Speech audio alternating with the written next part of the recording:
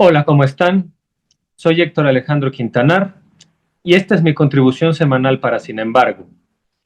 En esta ocasión se titula Pepe Mujica y la batalla pacífica y planteo lo siguiente. En una época oscura, donde el mundo ahonda sus riesgos catastróficos de siempre, la pérdida de un liderazgo iluminador es siempre dolorosa. Pero, en esos momentos de crisis, no resta más que atender y exaltar como nunca el legado de ese líder, por dos razones lógicas. Por un lado, al hacerlo encontramos consuelo en la memoria y, por otro, se puede mejorar el presente y el futuro siguiendo el ejemplo legado. Esa es la sensación que nos deja la partida de José Mujica, el expresidente uruguayo que con base en hechos, que es como se acredita realmente la militancia progresista, se ganó un espacio indiscutible como autoridad moral en América Latina. Mujica perteneció a la generación que vio caer el mito del Uruguay como la Suiza de América Latina, apodo que se le atribuía más por una relativa estabilidad democrática que por una prosperidad económica boyante. El contexto histórico lo fue todo.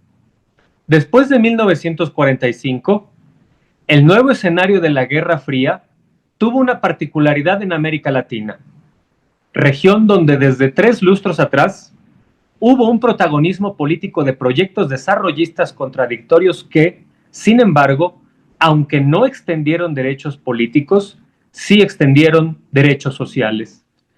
Regímenes como el varguismo en Brasil, el peronismo en Argentina, el cardenismo en México, con antecedentes como el gobierno de Irigoyen también en la nación platense, fueron fenómenos parteaguas en sus respectivos países y ejemplos para la región, donde las élites terratenientes y exportadoras perdieron primacía, lo que las hizo aliarse a la política exterior estadounidense de la doctrina Truman de 1947 para recuperar el terreno perdido. Ello dio paso a la alianza de esas élites con los sectores más reaccionarios de las fuerzas militares locales e inauguró una de las épocas más oscuras de Latinoamérica, el periodo de los golpismos anticomunistas y dictaduras resultantes, iniciado en 1954 en Guatemala, periodo que impactó en el Uruguay, fundamentalmente con el golpe cívico-militar encabezado por el futuro dictador Juan María Bordaberry en 1973, episodio donde, al igual que en Argentina con Videla y Chile con Pinochet, marcó con sangre de inocentes al pueblo uruguayo, en la época más oscura del país.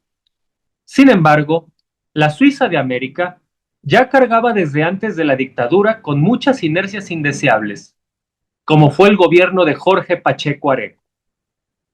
Uruguay, al igual que el resto de la región latinoamericana, vivió un sacudimiento a partir de 1959, cuando el triunfo de los cubanos revolucionarios implicó un punto de inflexión en muchas izquierdas del continente, mismas que, proscritas y acosadas antidemocráticamente por el clima de la Guerra Fría, veían en la revolución armada la única salida, ya que Cuba así había logrado su propia revolución.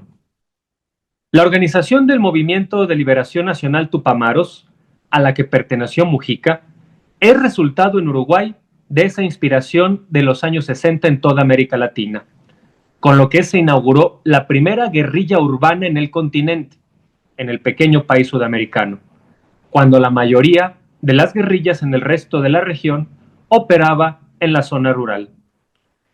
La presidencia de Jorge Pacheco ya tenía avisos de violencia. El sacudimiento ideológico en el país daría otra noticia importante. En fines de la década de 1960, un general disidente y progresista, simpatizante en su juventud de la República Española Antifascista y miembro del Partido Colorado Uruguayo y ex integrante del gabinete de Pacheco, se retiró de sus cargos, entre otras cosas, por discrepancias con el presidente, tanto por su administración inmobiliaria como por su actitud represora. Se trata del general Líber Seregni, quien fuera fundador en 1971 del Frente Amplio Uruguayo y postulante por la vía de la democracia a la presidencia de su país. Como siempre, no es la historia, sino la poesía, la que explica mejor ciertos procesos sociales del pasado. Y en ese contexto efervescente en el Uruguay, de inicios de los 70, con la represión de Pacheco, que no se limitaba a las presuntas guerrillas, el gran poeta uruguayo Alfredo Zitarrosa explicó así a su país: no se ha de esconder la mano en asuntos principales. Oriental entre orientales, yo también soy ciudadano. Si me debo a mis hermanos, también me debo a mí mismo. Y pienso que no es lo mismo la duda que la paciencia. Si me duele la violencia, más me duele el pachequismo. Si yo no tengo razón, que me lo diga la gente. Hemos visto al presidente hablar por televisión. Yo lo vi en una ocasión, ya casi de madrugada. Del pueblo no dijo nada. Dijo que habían unos locos, que son malos, pero pocos, y se la tienen jurada. Nunca ha hablado de nosotros, sino de la subversión. No dice nada del peón, del medianero tampoco. Él piensa que con la foto que le publican los diarios, se asustan los adversarios, el obrero, el estudiante, y piensa que la gente es ignorante y que él un visionario. Este clima imperó en el Uruguay antes del golpe de estado de Bordaberry, quien instalado en el poder prohibió los partidos y profundizó la violencia. Es el momento en que un joven tupamaro, José Mujica, es encarcelado y torturado. Pagó casi 3 lustros de cárcel, cuya salida coincide con la vuelta a la democracia del pequeño país sudamericano. Sería irrespetuoso especular qué pasó por la vida interna de un hombre que fue injustamente preso y violentamente agredido por años. Un golpe así no es cuestión fácil de interpretar, y, por justicia a la memoria de él y otras miles de víctimas, se obviará cualquier intento de explicación. Pero sí se puede hablar de los hechos verificados.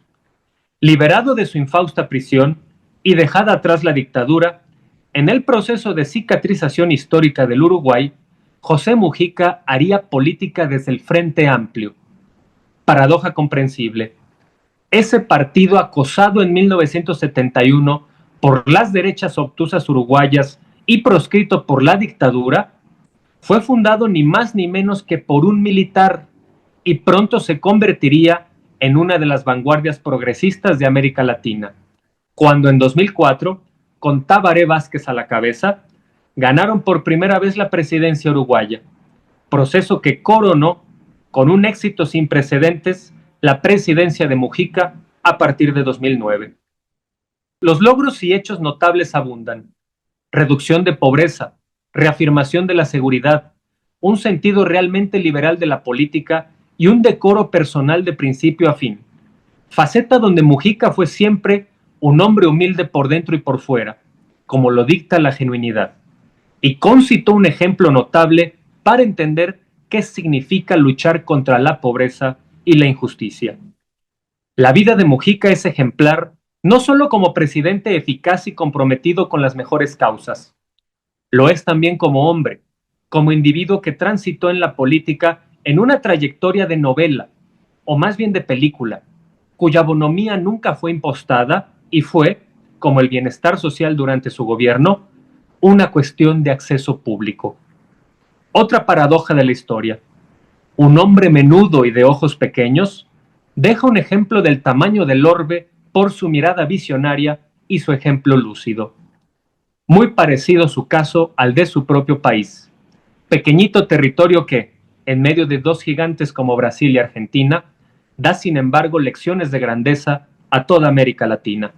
La partida de Mujica es como la que merece todo ser humano de bien: esperada, en calma, en paz con su entorno y consigo mismo, luego de legar lo mejor de sí a todos. Es la partida digna de una vida que no fue de zigzagueos, sino de adaptaciones, evoluciones, cambios, reconstrucciones y afrentas. La vida de Mujica hace cierto el augurio que otro visionario, de nuevo el poeta Zitarrosa, dejó como herencia lírica sobre lo que él esperaba de su país, su pueblo y su futuro en aquel oscuro año del golpe de Estado de 1973 y que plantea lo siguiente.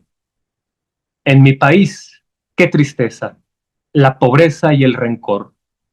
Dice mi padre que ya llegará desde el fondo del tiempo otro tiempo, y me dice que el sol brillará sobre un pueblo que él sueña labrando su verde solar. Dice mi pueblo que puede leer en su mano de obrero el destino, y que no haya divino ni rey que le pueda marcar el camino que va a recorrer. En mi país somos miles y miles de lágrimas y de fusiles, un puño y un canto vibrante, una llama encendida, un gigante que grita, adelante, adelante, adelante. Muchas gracias.